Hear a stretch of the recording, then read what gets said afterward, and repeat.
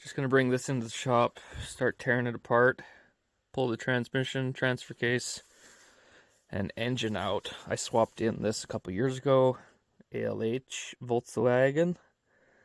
Pull everything out of here, wire harness, fuel regulator, engine, fans, and I'm gonna stick it into my farm truck.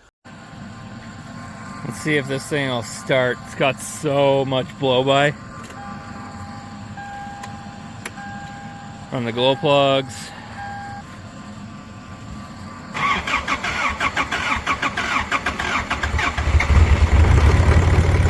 I think it's got a little rod knock maybe. Cam's probably not very good on it either. Runs though. It's fairly impressive on its own. Ooh, battery is toast. Did not like that. I wonder if it has any crankcase pressure.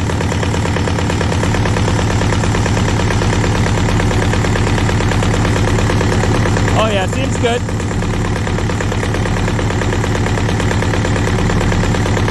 I can feel it with my hand. That's not idle.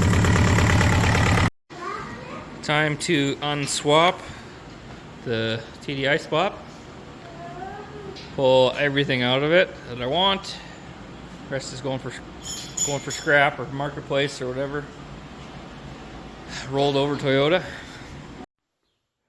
Kind of a reverse video, but you can see the clearance on the firewall there.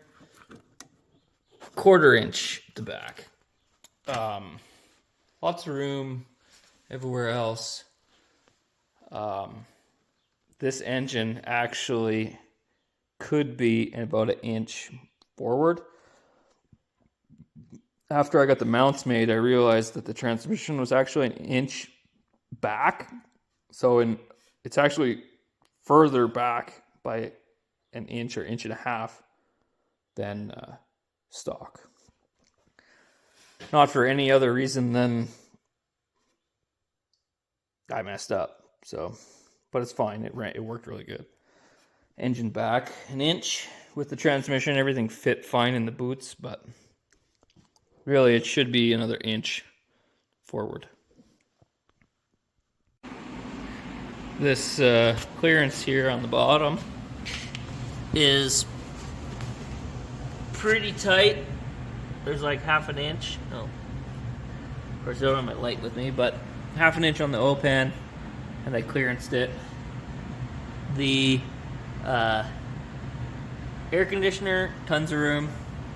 As far as clearance, I had to make custom lines to clear the frame and diff and everything, but the pump fit good. I wanted to leave the accessory drive complete Volkswagen. These are my engine mounts I made. I just welded a piece of channel iron to the frame, made a mount there for the Volkswagen, and then that's the Toyota rubber. And then I did the same thing on this side, but it's quite a bit tighter. You can see down there. But yeah, it worked really good. Didn't seem to be too noisy or vibrating in the cab, so pretty good that way.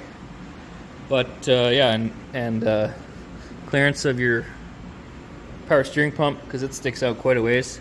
It clears no problem. Your steering shaft on these is way down there. It's like straight down from the booster. Not too bad for clearance. These are the factory Jetta fans. They fit really nice on this Toyota Rad. So I just made a bottom bracket on each side and trimmed it, made it fit nice so it's tight there. And it worked pretty good. The only thing I would maybe do next time is run a bracket right across here, a piece of metal. Keep these fans from sucking in and rubbing on the fan here. Other than that, it worked really good. I used the fans and the fan controller and all the wiring. On the bottom rad hose, I had, by bottom rad hose, I mean the rad hose with the rad hose with the thermostat. I put the temperature switch for the fans. That is independent of the ECU.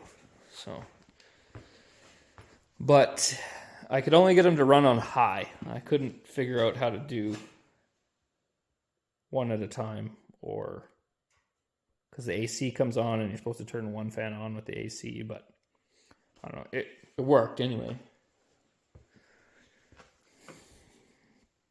But yeah, factory, whatever. And I think I had it hooked into the oil pressure switch as well. So it would only get power if the engine was running, type of deal.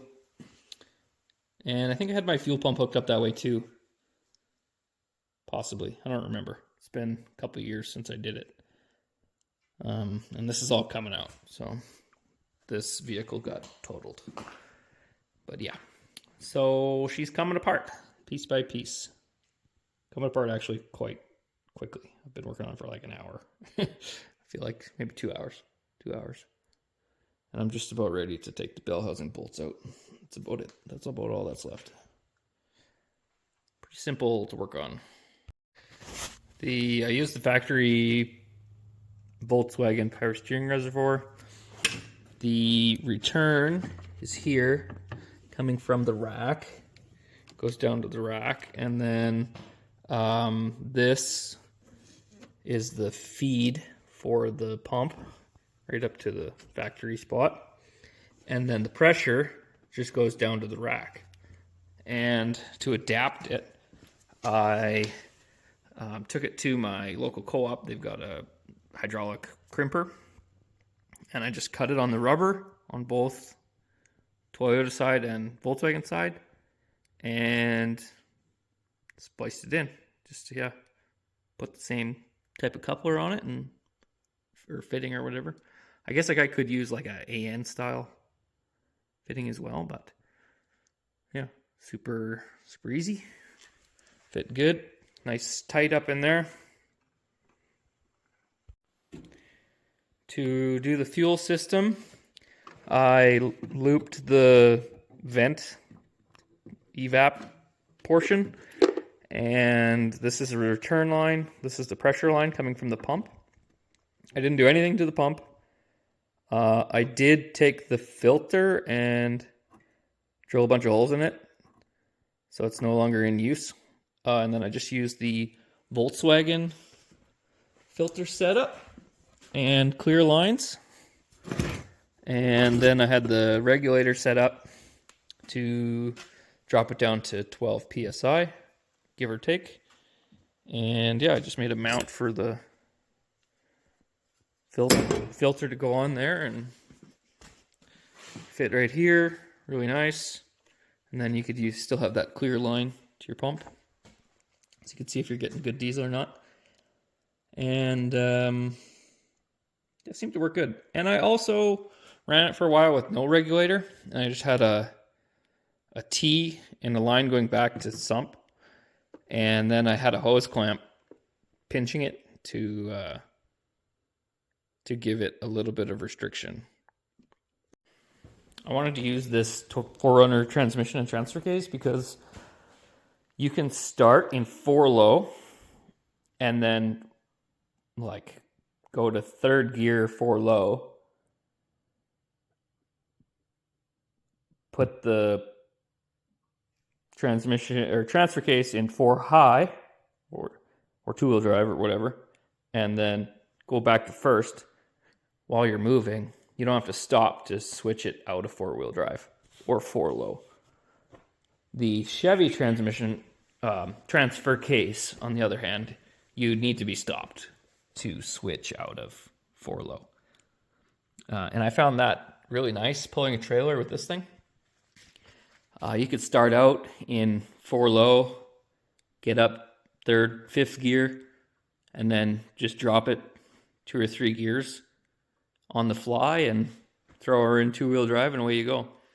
Also, backing up a trailer in 4-low is really nice because you're going a little bit slower. You don't have to heat the clutch up so much. Yeah. So I think it should be a good fit in there. Stripped down. Nothing left. Well, nothing swap related left anyway. Engine's out. All of my power steering, coolant, hoses, electrical, ECM, wire harness, transmission, transfer case, engine. I've got my OBD2 sensor out, or plug, I guess. Boots for the shifters. I got the clutch pedal, master and slave. My gauges. I had a couple sets of gauges up there. Here's all the goodies. I'm going to try to reuse as much of this as possible. Got my drive shafts. I'm going to have to make fit to the Chevy. I'll just cut them and weld them, I guess, and see how it goes. There's my throttle pedal, just a bunch of stuff. There's the wire harness, the some engine related things, ECU, fuse panel, relay. Now the goals for this truck, manual. I want cruise control. I want air conditioning. I think it needs to have an intercooler. Power steering needs to work. Yeah, so I need to pull the engine out. I need to pull the transmission cooler out. I need to pull, engine, transmission, transfer case, drive shafts. This truck does need a little bit of rust repair, both sides. New door and fender, new hood, rust repair on the wheel wells, needs sporting shocks, brakes on the back. But for now, we're just gonna get her running. I need to make motor mounts, I need to make a transmission mount, and I think just about everything else I could just drop in from my other swap. I need to retain the GM oil pressure. I need to retain the GM temperature sensor. This is the gauges I got. Voltmeter and fuel will be easy. I think I can just add in a port for the original temp sender to go into. Same with the oil pressure. I'm just going to reuse the GM sender on the Volkswagen. And the speedometer, I don't know. Oh, I guess I don't have a tach. Well, that's easy then. The Volkswagen, no, the OBD2 gauge thing that I have, it has a bunch of gauges in it along with speedometer, which I can use. I would like a different column. This one doesn't have cruise control, doesn't have tilt, and it has the park whatever. I got a line on a pedal and a column, so I need to put in a GM pedal. This will have to come out. I'll have to cut a hole for the shifter, and I think that's it. Then I'll have to weld up the drive shafts to make fit, which I don't think will be that big a deal, but yeah, whatever. So we'll see how she goes.